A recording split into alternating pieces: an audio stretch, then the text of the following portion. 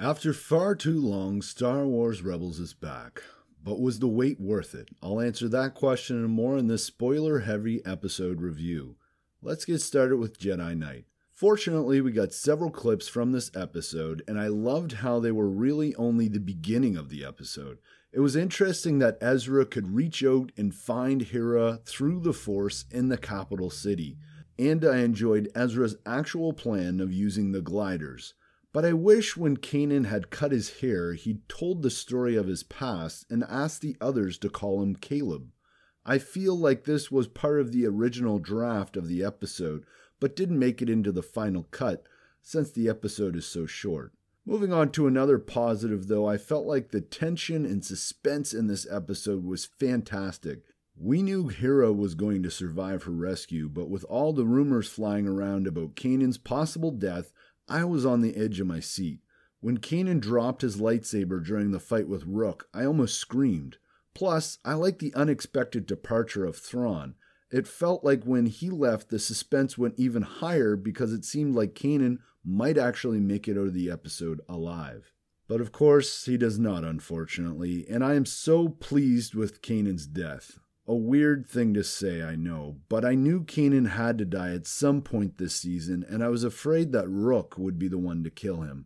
I just felt that Rook shouldn't be powerful enough to kill Kanan, and that Kanan deserved far better. In fact, I wanted Kanan to fight Darth Vader one more time and sacrifice himself to save his family. I've created several videos predicting this, but what actually happened was even better than that.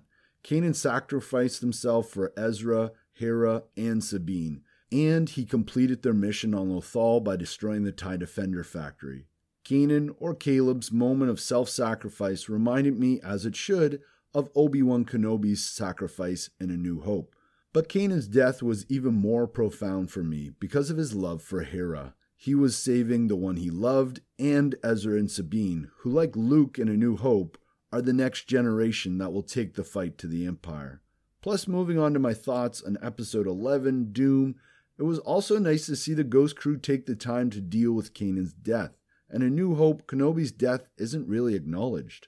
I like how this episode had the three different story threads of Ezra, Hera, and lastly Sabine and Zeb. They all dealt with the death in their own way. Hera had lost her love and was sad. She dealt with her grief by literally adding Kanan to her family.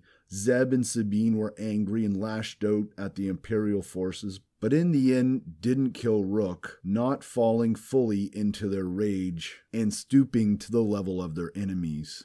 And last but not least, Ezra was afraid, but with some guidance from the wolves was able to not fully fall into fear. Personally, I think death does have a place in Star Wars, and I like that it was acknowledged a bit more in The Last Jedi. Certainly, there's not a lot of time in a feature film to acknowledge death. It has to be quick, it has to be that adventure. But the fact that our heroes take the time to deal with the death of Kanan makes sense. It's a television show, so they have that time, and it's a real-world situation. This is something that can inspire others, so I hope to see more acknowledgement of death in Star Wars. I think the future for Star Wars is bright on television, and I'm really looking forward to it. And if it's your first time here, I'm Mike, and you've been watching Force Within TV, where your theories matter. So before you go, please consider sharing your thoughts and theories on the question of the day.